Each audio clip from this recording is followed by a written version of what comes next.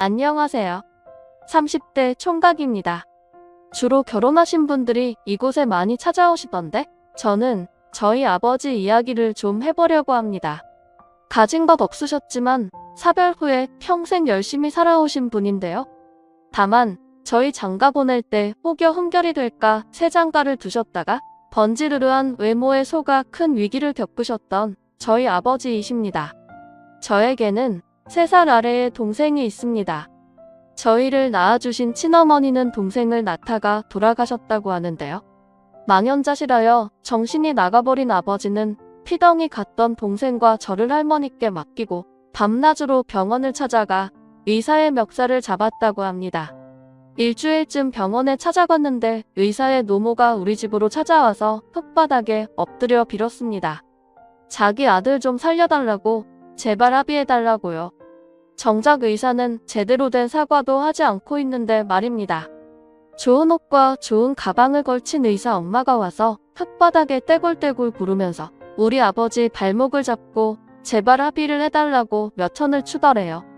처음에는 돈 필요 없고 병원 문을 닫게 할 거다 소리를 질렀는데 우리 할머니가 어린 저와 갓 태어난 동생을 안고 달려가서 애새끼들 다 굶어 죽게 생겼으니 일단 그거라도 받자고 했답니다. 그 당시 찢어지게 가난한 형편이라 저는 빈혈이 와서 입이 항상 허옇게 마르고 비쩍 말라 있었다고 하더라고요. 집안 형편이 그랬으니 신성아는 오죽할까요? 결국 아버지는 그 돈을 받고 그 길로 분유와 기저귀 그리고 저한테 먹일 소고기를 사들고 돌아왔다고 합니다. 전 3살 때라 기억이 잘 안 나는데요.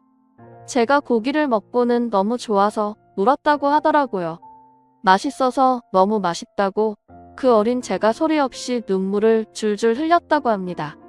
할머니는 그렇게 말씀하시지만 어쩌면 엄마가 죽었다는 사실을 돌아오지 않는다는 사실을 어렴풋이 느끼고 울었을 겁니다. 엄마의 얼굴도 감감할 정도로 기억이 잘 나지 않지만 엄마가 자기 전에 이마에 입 맞춰주시던 기억, 포근하게 엄마 품에 안겨있던 기억은 지금도 감각으로 남아있거든요. 전 할머니 그리고 아버지 동생과 달동네에서도 제일 높은 집에서 살았습니다. 요즘은 뭐 90년대생은 풍요의 세대다 이런 말도 있던데 90년생인 저한테는 전혀 상관없는 이야기였습니다. 저는 어려서부터 집집마다 신문 돌리는 일을 했습니다. 큰 동네에선 이제 미성년자는 잘 안 쓴다고 하는데 저희 동네에서는 초등학생한테도 알바를 시켜줬었죠. 담배 심부름도 시키고 그래서 몇백 원을 받으면서 그걸로 동생 깎아도 사주고 그랬습니다.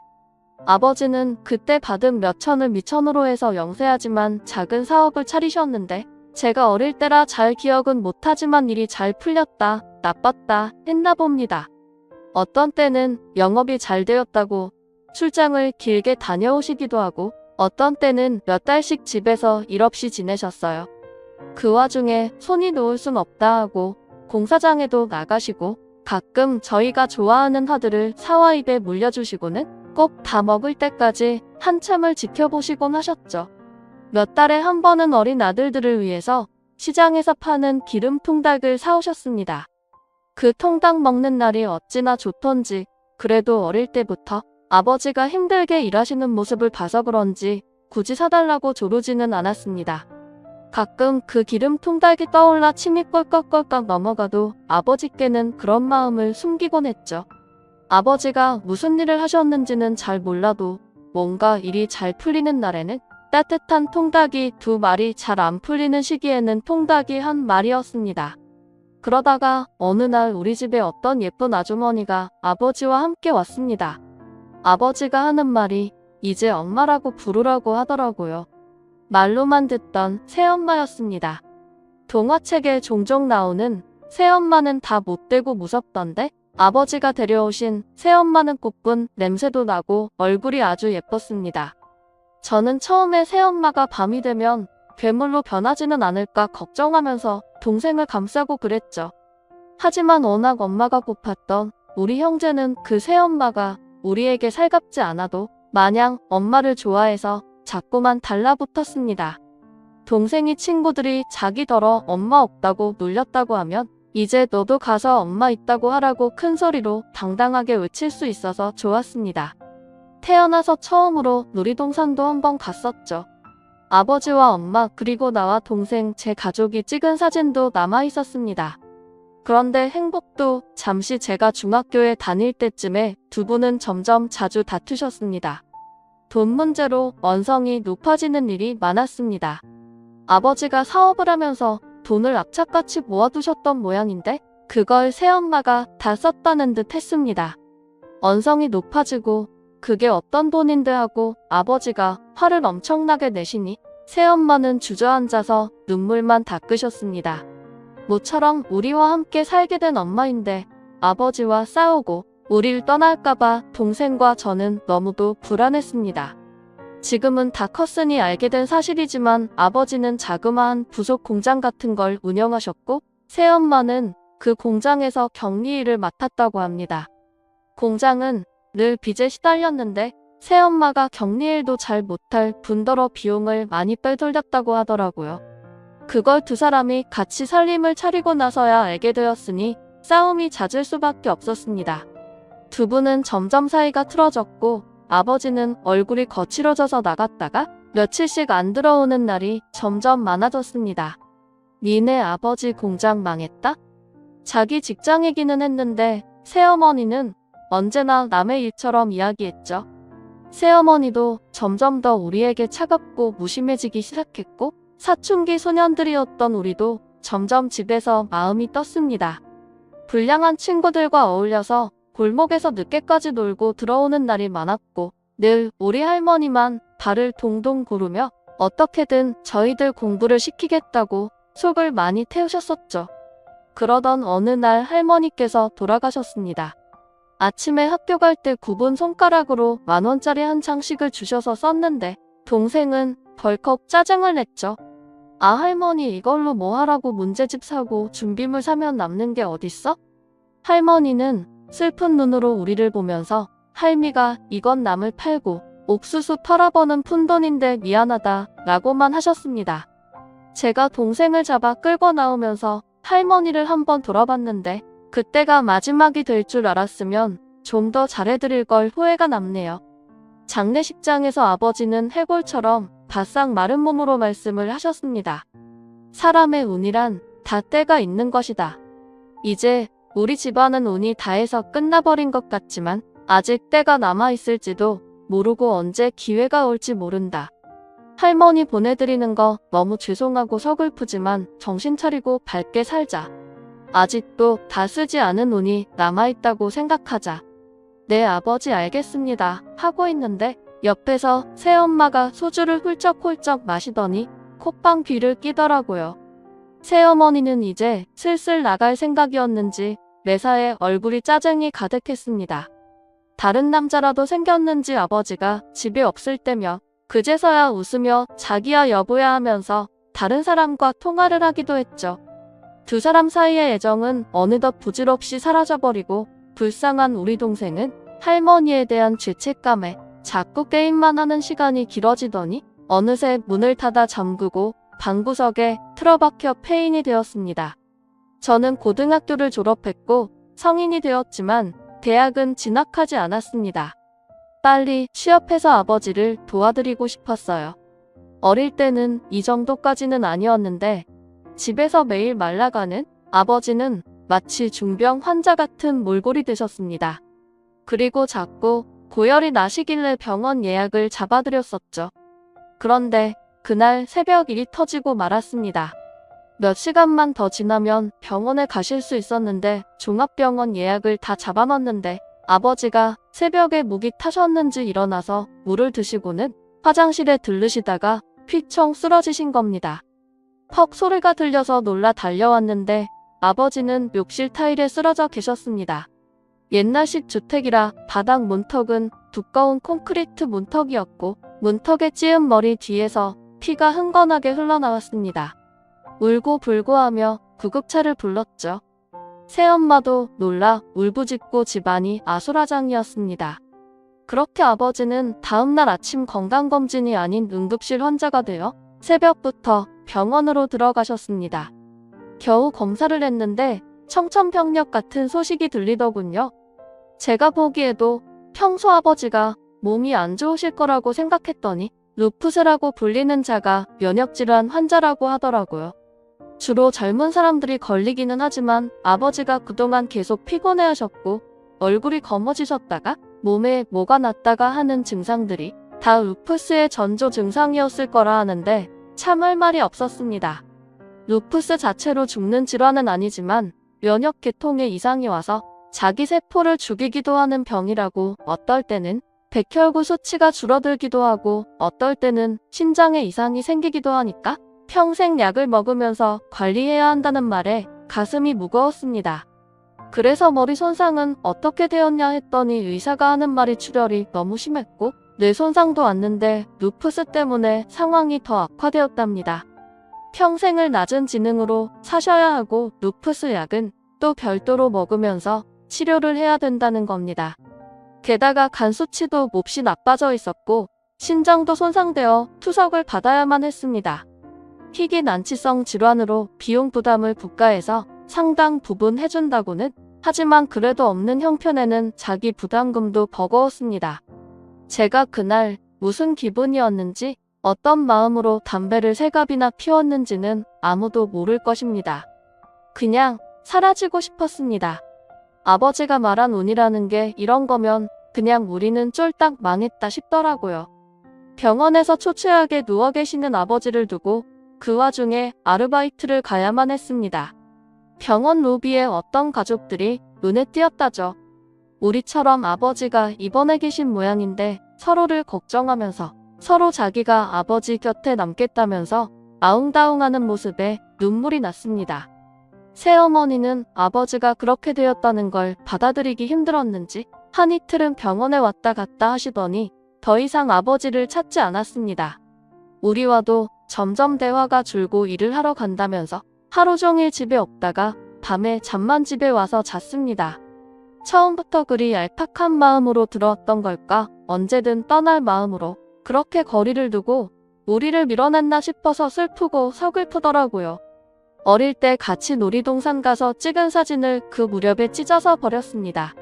이제 엄마라고 부를 날이 얼마 안 남았다는 걸 직감했다죠. 동생은 방에 틀어박힌 지 너무 오래된 중증 우울증에 사회성 부족이고 유일하게 아버지를 정성적으로 보살피고 케어할 수 있는 건 나인데 낮 시간에 아버지를 혼자 병원에 두고 나오려니 팔이 참 안 떨어지더라고요. 심지어 그런 와중에 군대 영장까지 나왔습니다. 앉아서 한참을 고민하다 병무청에 어떻게 빠질 일이 없는지 물었습니다. 사실혼 관계에 부인도 있고 고등학생 동생도 있고 아버지가 당장 돌아가실 만큼 위중한 상황은 아니고 그래서 할 수 없이 입대를 할 수밖에 없었습니다. 군대 가기 전날에 새엄마가 그러더군요. 사이가 틀어져도 남편은 남편이니까 잘 보살필 거고 당분간 요양병원에 있을 테니 걱정하지 말라고요. 그 말을 믿은 제가 바보 멍청이였습니다. 그날 마지막으로 아버지를 보고 동생에게 인사를 하고 혼자 훈련소에 가서 입대를 했습니다. 한편으로는 군대가 좀 홀가분하기는 했습니다. 처음으로 집안 형편의 그림자에서 벗어나 또래들과 어울려 봤으니까요. 고등학교 때도 저는 늘 외톨이였거든요. 군대 생활에 몰입하면 시간이 좀 빨리 가겠지 싶어서 뭐든 열심히 해서 에이스 소리도 많이 들었습니다. 자대 배치 후 첫 휴가를 나왔는데 할 수만 있다면 최대한 빨리 집으로 가고 싶더군요. 나와서 바로 집에 전화를 걸었는데 새엄마도 동생도 전화를 받지 않았습니다. 아버지가 계시다는 요양병원을 가장 먼저 찾아갔습니다. 김철수 환자 어디 있냐고 병원에 물었더니 없다고 하더라고요. 배우자가 퇴원 수석을 밟았다는데 제가 입대하고 정확히 일주일 후였더군요. 아버지가 어느 병원으로 옮겨졌는지 알려달라고 했더니 자택으로 돌아갔다고 합니다. 그 말을 듣고 저는 황급히 한 걸음에 달려서 집으로 돌아왔습니다. 그런데 아버지도 동생도 사는 흔적이 없고 아무도 없더라고요. 일단 기다려보기로 했습니다. 동생이 쓰던 쪽방에 누웠다가 잠시 잠이 들었는데 밖에서 뭔가 인기척이 들려서 금방 깼습니다. 새엄마가 웬 외국인 남자와 함께 들어오더군요. 아버지 없다고 이제 마음대로 불륜 상대를 드리는 건가 싶어 잠시 귀를 기울였습니다. 아버지는 요양병원에 안 계시던데요. 동생은요?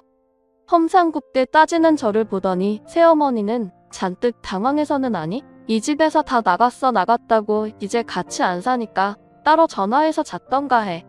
그리고 이제 엄마라고 부르지 말고 하더라고요. 이 집은 어떻게 된 건데요? 여기 우리 아버지 이름으로 된 집인데요. 아버지 지능이 지금 5살도 안 된다는데 혼자 어디로 이사를 가요? 동생이랑 갔어요? 하니까 횡설수설하면서 아무튼 지금은 자기 집이랍니다. 아버지가 무슨 각서와 권한을 줬다기에 동사무소 가서 떼요떼봐요. 했더니 버럭 짜증을 내면서 횡설수설합니다. 군인의 신분으로 휴가를 나온 저로서는 1분 1초가 소중했기 때문에 얼른 아버지를 찾아야만 했습니다. 아버지 어디 있는데요? 어디 있냐고요? 내가 어찌하냐? 집을 나갔는데 내 아버지 가출하고 나가고 내 동생도 좀 이따 정리하고 나갔어. 아버지가 그 몸으로 밖에 나갔다고요? 가출을 했다고요? 말이 돼? 어디다 버렸지? 어디다 버렸어? 막 소리를 질렀는데 외국인 남자가 야야야 이 집에서 나가. 여기 우리 거야 하고 말도 안 되는 소리를 해대더라고요. 그러다 결국 동생을 만난 곳은 동네에서 30분 거리에 있는 고시원이었습니다. 제가 군대 가고 나서 새엄마의 폭언이 너무 심해져서 아예 고시원으로 옮기고 아르바이트 자리도 구해서 다니고 있다고 하더라고요. 형이 훈련소 갈 때 나한테 해준 이야기들이 도움이 됐어. 고마워. 이제 정신 차리고 살게. 짠하기도 하고 미안하기도 하고 대견하다고 말해주고 싶었지만 저는 먼저 아버지의 소식을 물었습니다. 아버지는 어디 계시냐? 그러자 동생이 눈을 동그랗게 뜨더니 아버지 요양병원에 있는 거 아니야? 하더군요. 자기가 아침을 챙겨 나갈 때 아버지는 요양병원에 있는데 상태가 갑자기 나빠져서 면회가 안 된다고 새엄마가 어차피 가도 못 만난다고 했답니다. 대충 그림이 그려졌습니다. 그 여자가 요양병원에서 아버지를 빼내서 어딘가에 버린 듯 했습니다. 우리는 파출소에 뛰어가서 아버지 실종 신고를 하러 갔습니다. 그런데 아버지의 인상착의를 가만히 듣던 경찰 한 분이 대전역에 노숙인 중에 비슷한 분이 계시다는 겁니다. 어저께 어떤 노숙인이 얼마 전에 편의점 앞에서 계속 우왕좌왕 하시길래 이송하려고 했더니 아니라고 로또 간판을 절박하게 가리키시길래 도와드렸다고 하더라고요. 이야기를 들어보니 저희 아버지 같다 하시는 겁니다. 저희는 당장 대전역으로 달려갔습니다. 경찰분들의 도움으로 금방 아버지를 찾을 수 있었죠. 뭔가를 덕지덕지 둘러쓰고 있는 퀭한 사람을 하나 가리키더군요. 당장 달려가서 얼굴을 확인했습니다. 입가에 침을 흘리고 눈이 풀려있는 그 사람, 바로 우리 아버지였습니다. 동생과 저는 그 자리에서 지린내가 나는 아버지의 몸을 껴안고 한참 울부짖었습니다. 아버지는 뭣도 모르고 우릴 보면서 해주욱이 웃었는데 간 수치가 나빠서인지 얼굴이 거의 검은색으로 보이더라고요. 병원에 있어야 할 사람을 어떻게 이렇게 길바닥에 내몰았는지 가슴이 찢어지고 할 수만 있다면 그 여자를 죽이고만 싶었습니다. 아버지가 대전역에 있다고 알려주신 경찰분께서 노숙인들 중에서 쪽방에 거주하시는 분들이 계신데 아버지도 집이 있으신 걸로 안다고 알려주더군요. 경찰을 따라 쪽방으로 갔습니다. 새엄마가 이곳에 아버지를 버렸던 건지 몸을 겨우 누울 만큼 허름한 공간에 나무 문짝이 하나 달랑 붙어있는 열악한 곳이었습니다. 하다못해 낡은 푸세식 화장실의 문짝마저 알루미늄인 곳이었죠. 그런데 아버지가 갑자기 휘죽 웃으면서 우리 형제 손을 잡아 안쪽으로 끌더라고요. 곰팡이 짜던 내가 풀풀 풍기는 집에서 이렇게 변한 매트리스 안에 자꾸만 손을 집어넣더니 무언가를 꺼내 우리한테 내밀었습니다. 복권 용지더라고요. 복권 용지 위의 좁은 공간에 우리 형제의 이름을 쓰려다 실패한 듯한 흔적이 있었습니다. 희미했지만 초성이 보이더라고요. 우리를 보며 그 종이를 꼭 쥐어주는 아버지 때문에 또 울었습니다. 그날 아버지는 바로 다시 병원에 모셨습니다. 병원에서 그러는데 간과 신장에 심각한 합병증이 왔다고 하더군요.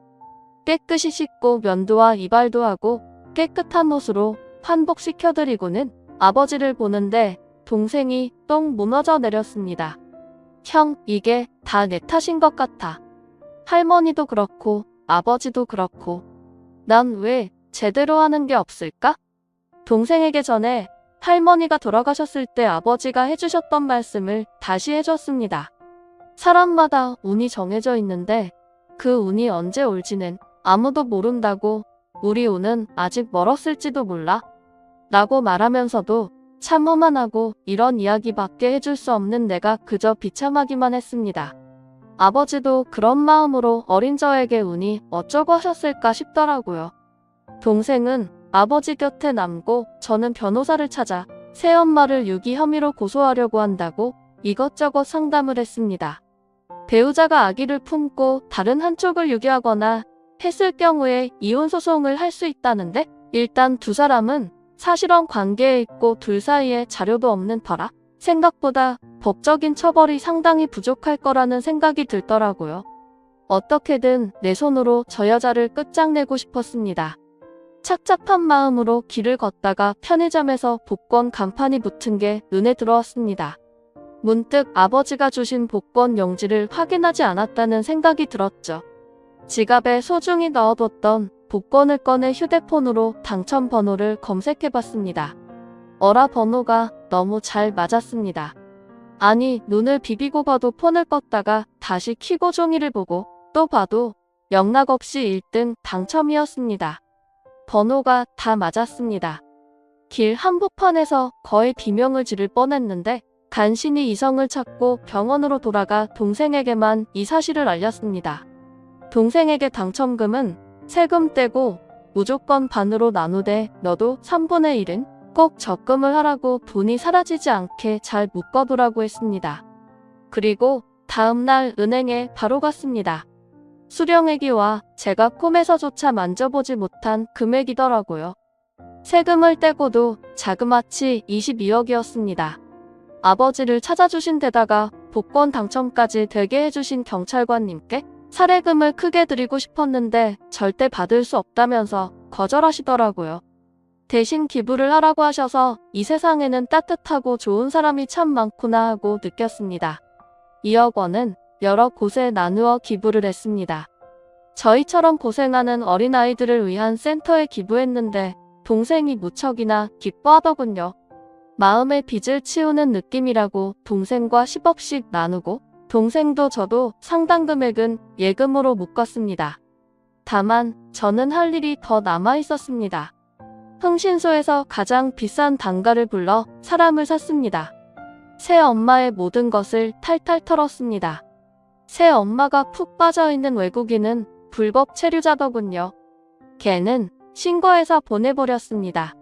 아주 둘이 죽고 못 살 정도의 사이인 듯 했는데 강제 추방당했으니 삶의 낙이 없어졌죠.